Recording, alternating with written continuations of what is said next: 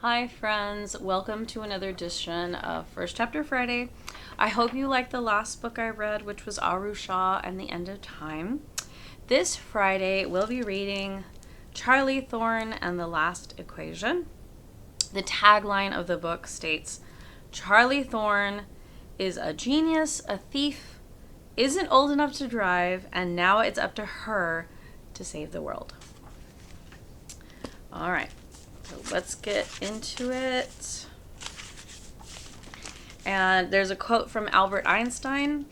I know not with what weapons World War III will be fought, but World War IV will be fought with sticks and stones. And then there's a prologue. Princeton, New Jersey, April 18th, 1955, 2:55 a.m. Albert Einstein was dying. In the great man's bedroom on the second floor of his white clapboard house, a young doctor held a vigil by his side. It was a quirk of fate that the young doctor was even there.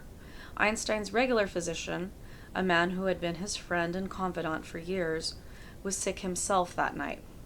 The doctor was filling in for him and had answered the emergency call, never expecting that he would end up witnessing history.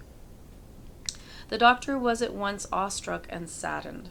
He couldn't believe he was here, treating Albert Einstein himself, and yet he knew the old man's time was quickly running out.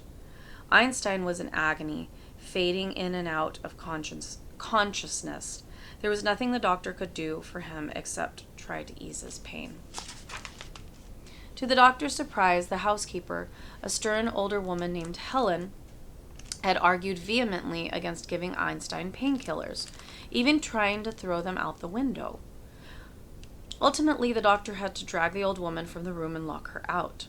He had felt guilty about this, especially when Helen had pounded on the door, desperately pleading for him to listen to her.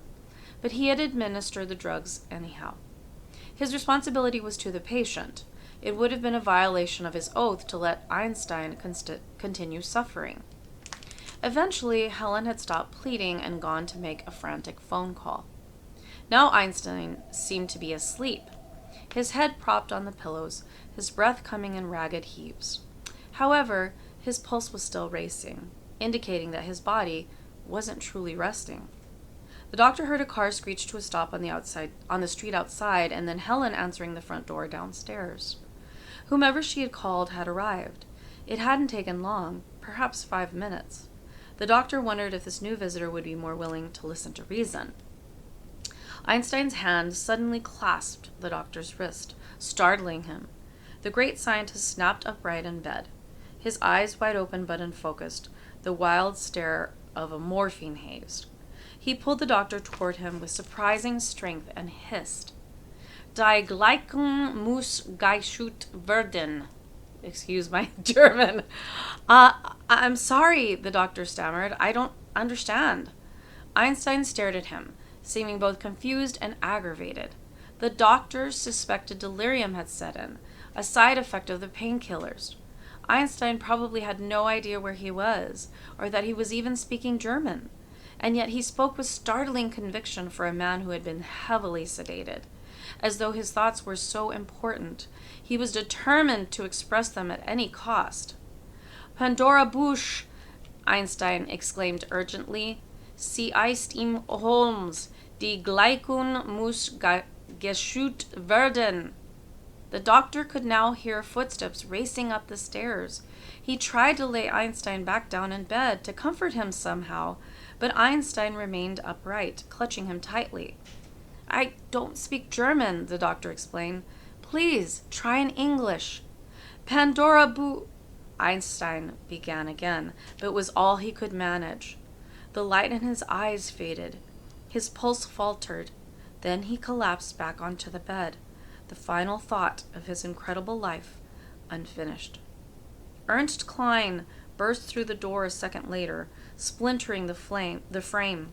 He was the same age as Einstein, and they had been friends since they had met during their freshman year at the Federal Polytechnic in Zurich, nearly 6 decades earlier. Ernst wore only pajamas with a raincoat hastily pulled over them. He hadn't even taken the time to put on a pair of slippers. His feet were still bare. The moment he saw Einstein, Ernst knew he was too late. His knees buckled slightly as if all his years had suddenly descended upon him. Tears welled in his eyes. But this was all the remorse he had time for. He fought his emotions aside and turned to the young doctor. I heard him speaking to you. What did he say? I don't know. The doctor was surprised to find his hands were shaking. He had already witnessed many deaths in his 30 years, but this one had been different. His final moments with Einstein had left him strangely unsettled. It was in German, I think. I couldn't understand it. Can you repeat it? It wasn't a question so much as a demand. Despite his years, Ernst had a commanding presence. No, I don't think so. Please, Ernst seized the doctor by his lapels with such force that he nearly lifted the young man off the floor. You must try! The doctor forced himself to concentrate. It was something like Pandora abuse? Worry flickered in Ernst's eyes. Pandora Bush? The doctor gasped, surprised. That's it! How did you... Did Albert say anything else? Yes, but I can't recall it. It sounded urgent, though, like it was an order, like he wanted me to do something. Ernst relaxed his grip on the doctor, nodding sadly, aware the younger man had no more information to share. If only he had been here a few seconds earlier. If he had just driven a little faster, maybe taken Chestnut Street instead of Maple. No, Ernst told himself. There was no point to wishing that history was different. As Einstein would have pointed out, time moved in only one direction. There was work to be done. An anguished cry rang out behind him. Helen stood in the doorway, clutching the jamb for support, staring at Albert's lifeless body. Ernst felt a pang of remorse. He wanted to comfort the woman. He wanted someone to comfort him. He wanted to sit by the bed, hold his old friend's hand one last time, and cry. But he couldn't, not now. Not when Einstein had spoken about Pandora Bush on his deathbed. The worst-case scenario they had always feared had come to pass, and now Ernst had to deal with it. He grasped the doctor's arm tightly, leading him from the room. You must go, he said firmly. But I have to report the death. Do it tomorrow. Go home now, get some rest, then phone in your report. Say Albert died at 7 a.m. I can't do that. It's against my oath. Do you know who that man is there? Ernst nodded toward the bedroom. Of course. Would you have ever questioned his judgment when he was alive? The doctor considered this, then shook his head. Ernst fished an envelope from his pocket. It was creased and brown with age. I'm not giving you my orders. They're his. The doctor reluctantly opened the envelope. Inside were 2 yellowing pages. The first was a letter typed and notarized. To whom it may concern, I, Albert Einstein, being of sound mind, name Ernst Klein to be the supreme executor of my estate. He is my closest friend, and he is to be given your complete and utter trust. If you are reading this, I have passed on. I beg you to do whatever Ernst requests. He is acting in accordance with my wishes. Do not waste his time asking why. He does not know himself. Only I do, and my reasons shall die with me. Suffice it to say, I have a very good explanation for such extreme precautions. I beg you, never speak a word of this to anyone. Thank you for your understanding, Albert Einstein. The doctor looked back at Einstein, stunned, wondering what the old man could have had in his mind. He began to turn to the second page of the documents, but Ernst snatched them away. I'm afraid the rest of this is for my eyes only, Ernst. Ernst took the doctor's arm again and steered him down the stairs. Now, if you'll be so kind as to give us some time, we'd greatly appreciate it. The doctor was surprised to find himself nodding in agreement. He couldn't explain why exactly. He simply had a sense that something far greater than himself was taking place. Something only an intellectual powerhouse like Einstein could conjure up or comprehend. Before the doctor knew it, he was at the front door shaking hands with Ernst, devising a plan to falsify the time of Einstein's death. Ernst closed the door on him and turned all 3 latches. Then he made a beeline for Einstein's study. It was on the first floor, wedged between the living room and dining room, but lacking any of their formality. This was the place where Albert could be himself, and it was strewn with the residue of 1,000 ideas in progress. Notebooks and papers covered in every available surface. They were piled on the desk, couch, and chairs. Floor-to-ceiling bookshelves buckled under their weight. Even the fireplace was being used for storage, with sheaves of paper stacked upon the andirons. A double-sided blackboard in the corner was coated with dozens of equations, many half erased, and then written over again. As Albert had aged, his organizational skills had waned, although he had never stopped thinking. Looking at the study, all Ernst could think was that he had a great deal of work to do. Even so, he quickly read the second page from the envelope, the instructions Albert had given him 10 years before. Ernst knew what they said, but what he was about to do seemed so radical, so sacrilegious, that he needed Albert's reassurance before he began. It made sense to start with the papers in the fireplace. He found a box of matches, struck one, and set it to the pile. Much of the paper was old and brittle.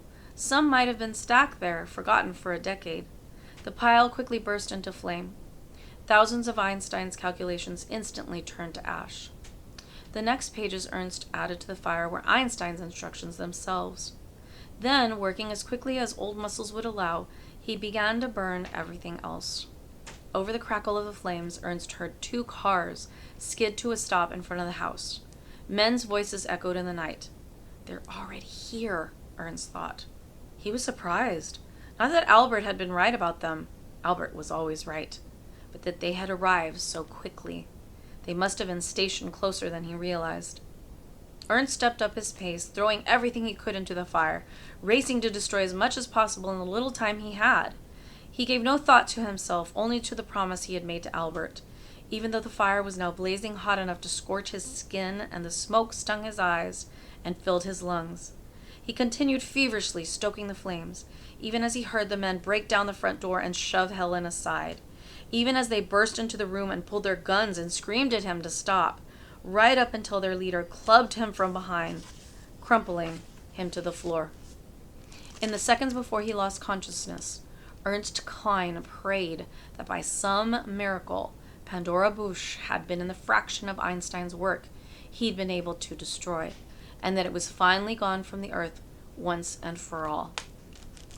Part 1. The Fate of the World. It has become appallingly obvious that our technology has exceeded our humanity. Albert Einstein. CIA Headquarters, Langley, Virginia, present day. The director of the Central Intelligence Agency scrutinized the photograph of Charlie Thorne, then dropped it on the conference table and gave Agent Dante Garcia a hard stare. "You must be joking." "I'm not," Dante replied solemnly. "This is a 12-year-old girl," Director Carter exclaimed. "She's not a normal 12-year-old.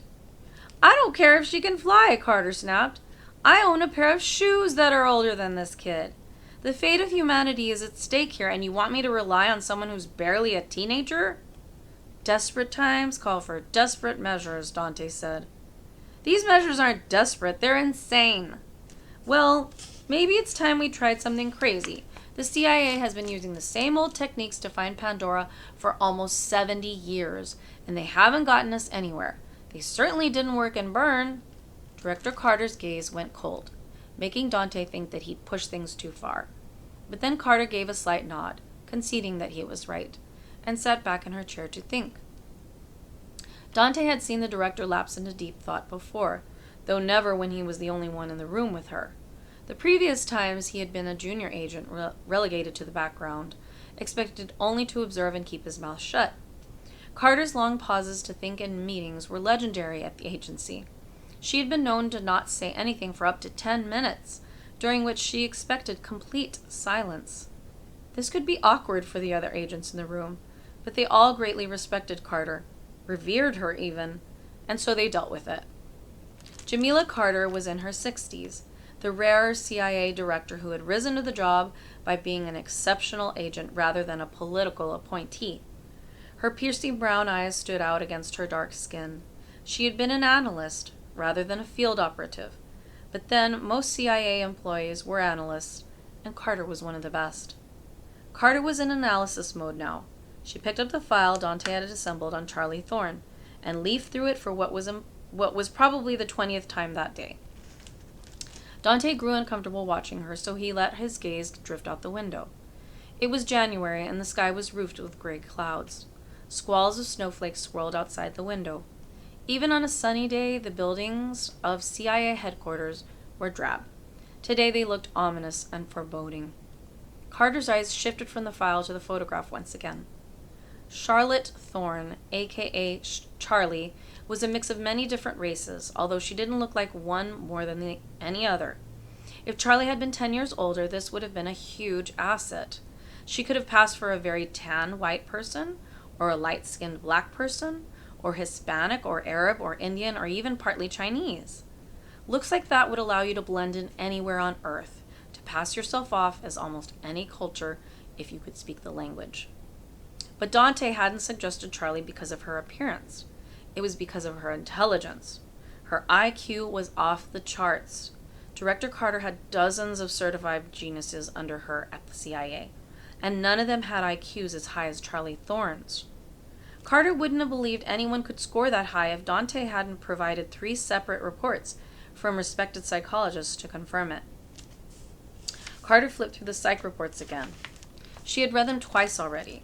The second time she had marked them with a red pen, circling words or phrases that were important to her, for reasons that were good or bad. Finally, she looked back at Dante. "She's brilliant, I'll give you that." "She's beyond brilliant," Dante corrected.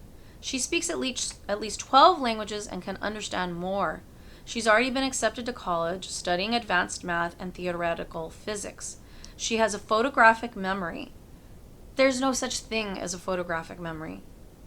"Well, hers is as close as it gets. Her mind is wired differently than ours. She knows everything about everything. Science, history, art, you name it." "Perhaps. But there are other characteristics of her personality that are more worrisome." Carter tapped some of the reports where she had made notes. "Rebellious, headstrong, conceited, disrespectful of authority." "Do you know who else was like that as a child?" Dante asked. "Albert Einstein, as well as Leonardo da Vinci, Isaac Newton, Charles Darwin, Benjamin Franklin, and every other groundbreaking genius you can name. Anyone that's brilliant is going to chafe at authority, because they're smarter than the authorities." Dante leaned across the conference table. "The CIA has been searching for Pandora ever since Einstein died, and we've gotten nowhere. So maybe we need someone as smart as Einstein to find it. And the closest person we have to Einstein right now is her." Dante thumped his finger on the photo of Charlie Thorne. Carter's eyes fell to the photo again, then returned to Dante. Agent Garcia was mentally gifted himself. That was why Director Carter was even sitting here with him. Considering his radical suggestion when she had 1,000 other things to do, like dealing with the fallout from Bern. Dante was only 28, but he had already proved himself in the field many times, rising rapidly through the ranks. Like Charlie Thorne, he was a blend of races, able to pass as almost any ethnicity he wanted, meaning he had served all over the world. Miss Thorne's disrespect for authority probably goes much farther than Einstein's ever did, Director Carter said. As far as we know, Einstein never broke the law, whereas Miss Thorne has, and in rather spectacular fashion. That's exactly why she'll work for us. Carter arched an eyebrow. You want to blackmail her into helping us? That's not exactly going to make her respectful of authority. I can handle her. Carter leafed through the file on Charlie Thorne one last time, considering all the possible ramifications of bringing this girl aboard. The kid was a risky play, for sure. The chances were high that it wouldn't work, and yet, as Agent Garcia had said, these were desperate times. Carter's intelligence said the Furies were closing in on Pandora. Meanwhile, the CIA was no closer than it had been 7 decades ago. This will have to be an unsanctioned mission, Carter said. Completely off the books. There can't be any record that the CIA is coercing 12-year-olds to work for us. Dante smiled. Of course not. That means a bare-bones operation as well. Only you and one other agent. Dante's smile faded. Only one other? That's crazy. Weren't you just telling me it was time to try something crazy? If it helps, you can select whoever you want. Dante didn't hesitate for a second. Milana Moon. Director Carter nodded. Even though she had thousands of agents working under her, she knew exactly who Moon was. The fact that Dante had named her so quickly simply confirmed his intelligence to her. Fine, if she'll agree to it. I think I can convince her. Then we're done here. Carter snapped to her feet and slid the file back across the conference table to Dante. Destroy that, and then go find Pandora. That's the first chapter in Charlie Thorne and the Last Equation. If you liked the beginning of this book, come in and check it out. We have the first 2 books of the series. It's a series. And the last one comes out in June. So we'll see you next time. Bye.